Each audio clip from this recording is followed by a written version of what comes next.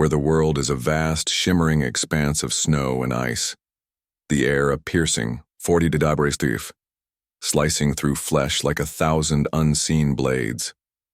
The sun, for months, is a ghost, its light a faint rumor, swallowed by the polar night, leaving only stars and auroras to paint the sky.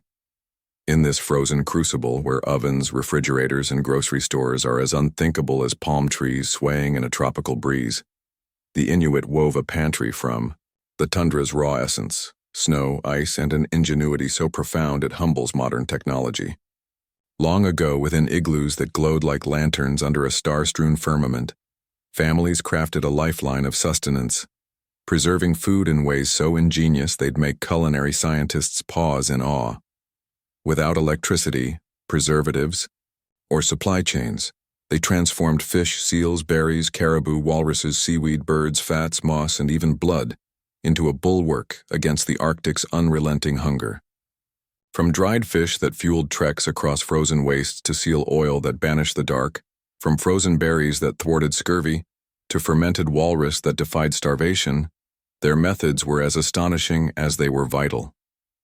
Over the next 16 hours, we'll fling wide the door to their Arctic pantry, delving into 10 staples: dried fish, seal oil, frozen berries, caribou meat, fermented walrus, kelp, bird meat, rendered fat, moss-stuffed meat bags, and frozen blood pudding that sustained life in Earth's harshest frontier.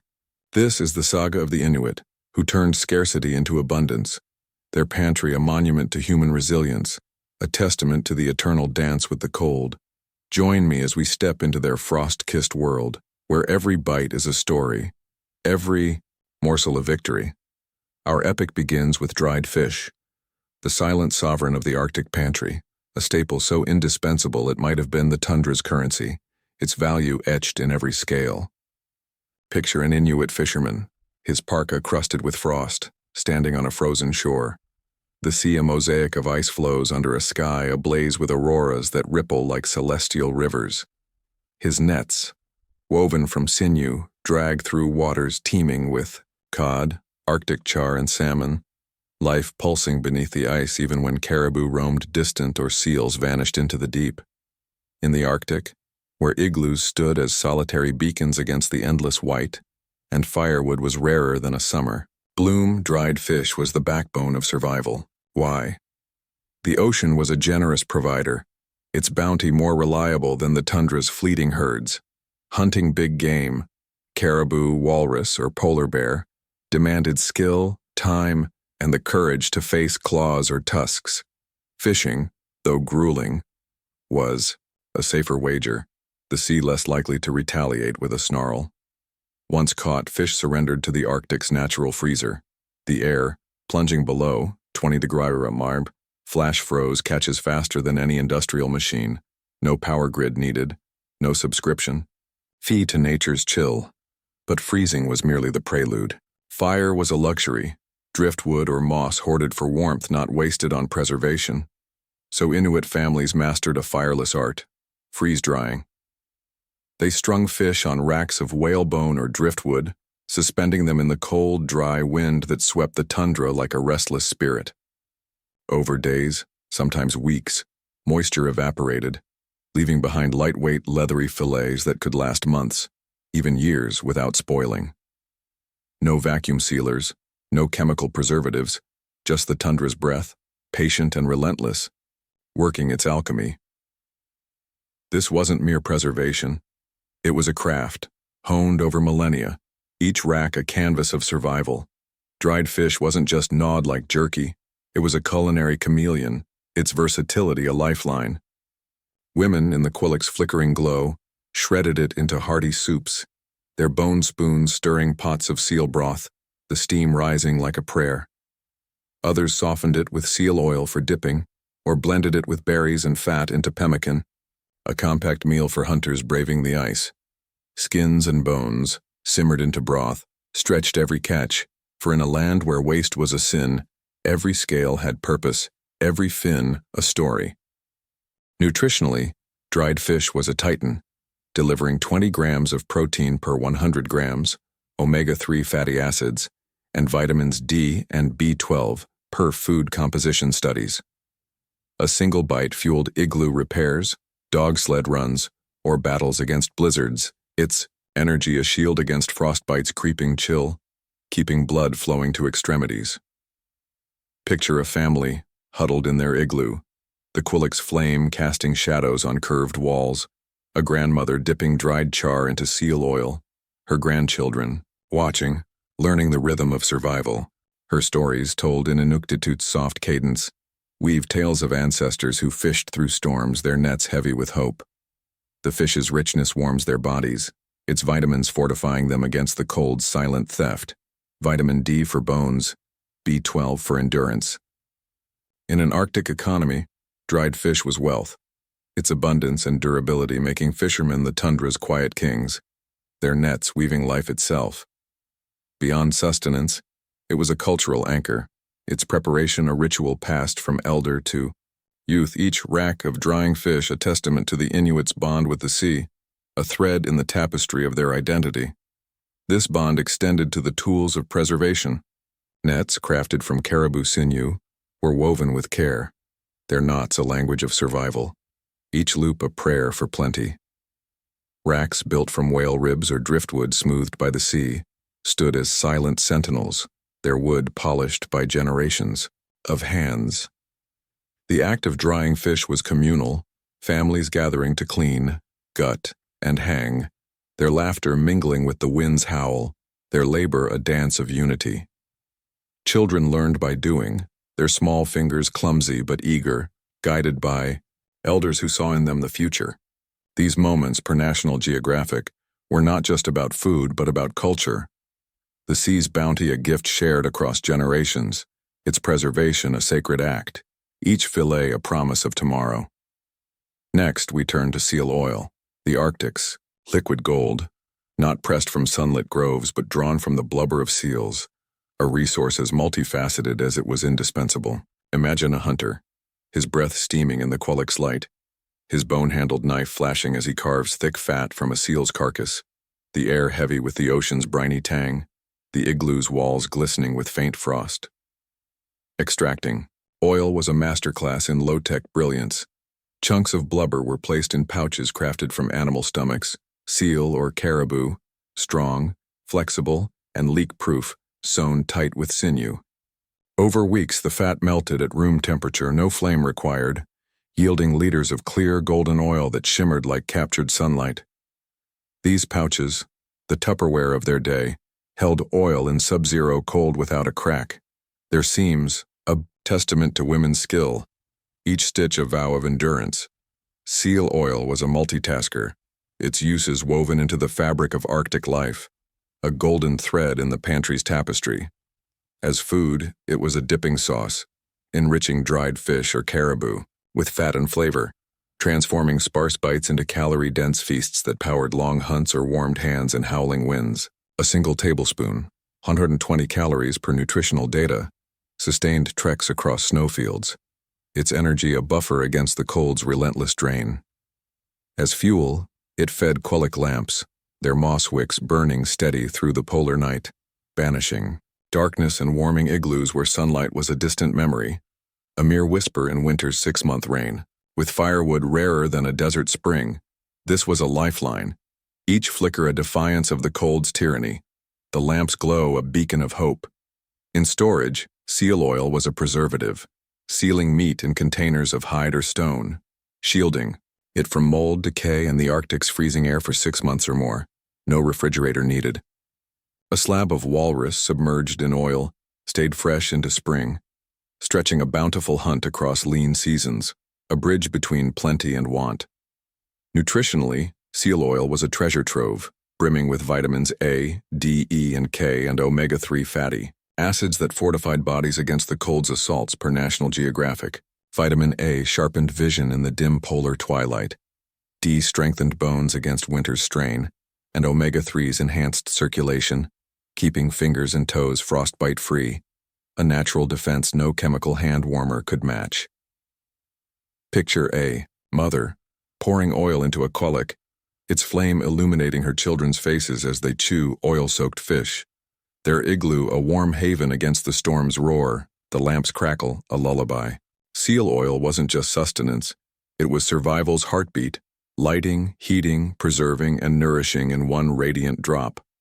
Its harvest was a communal rite, families working in unison, men hunting, women rendering, children learning, the pouches a symbol of shared labor, their contents a promise of endurance.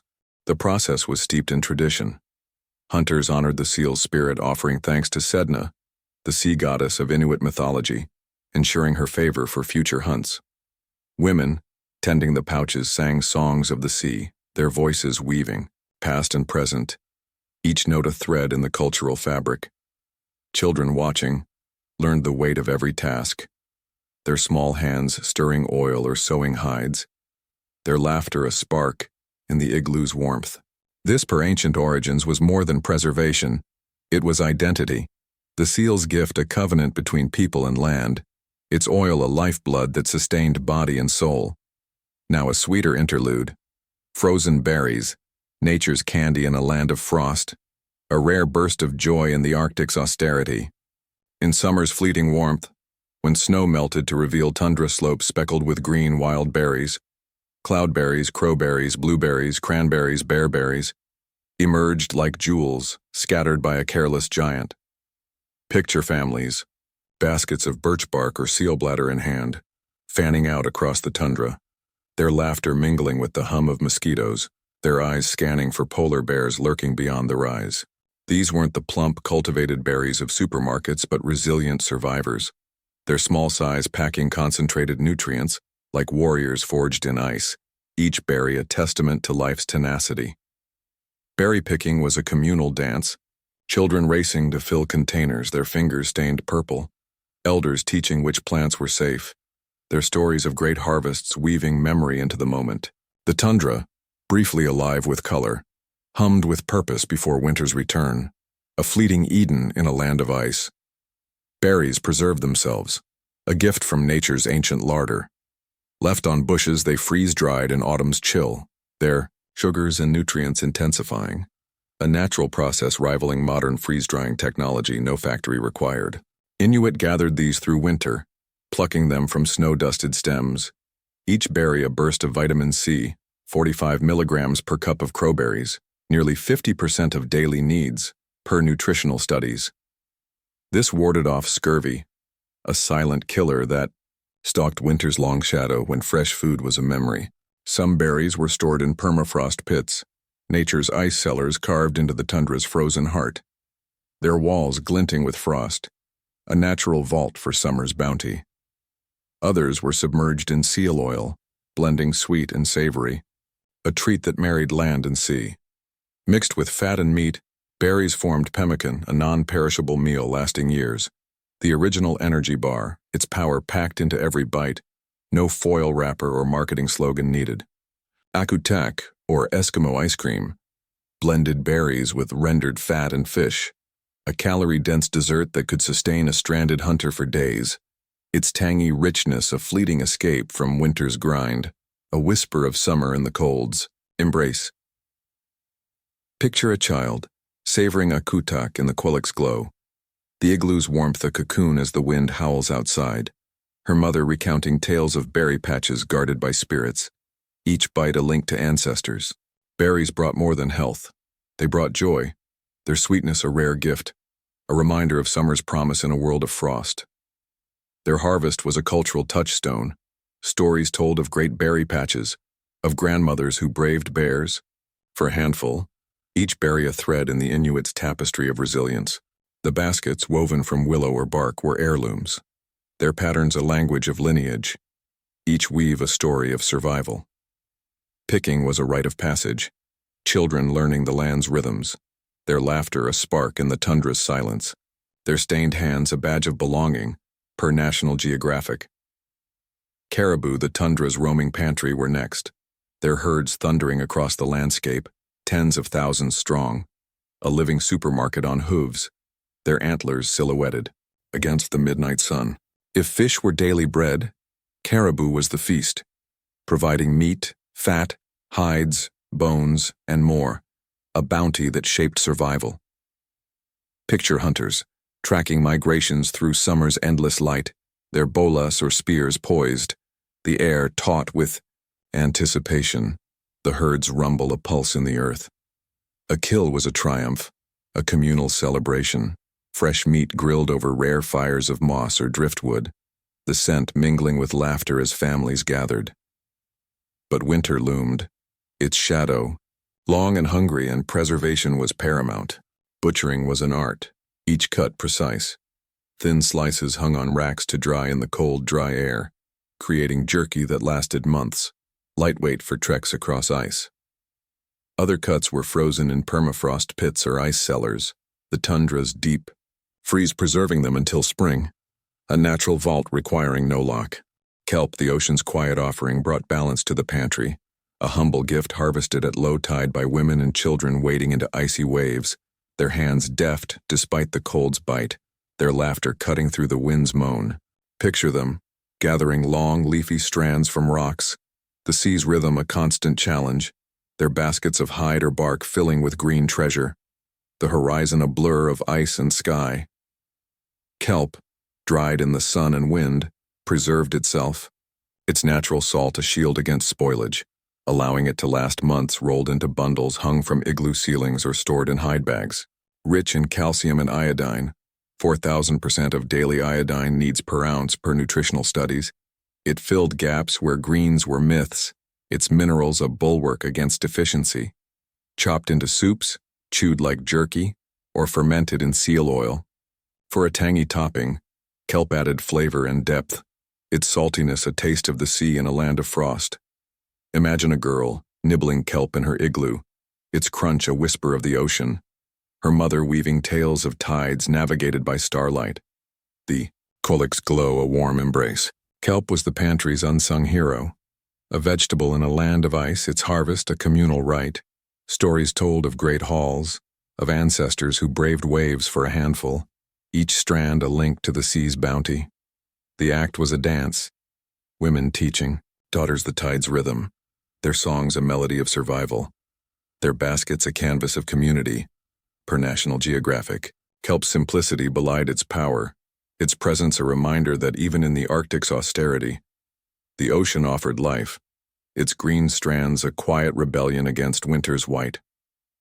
Birds, like ptarmigan, geese, or ducks, were the pantry's aerial protein, hunted year-round with nets, bolas, or snares, their small size a gift in a land of giants.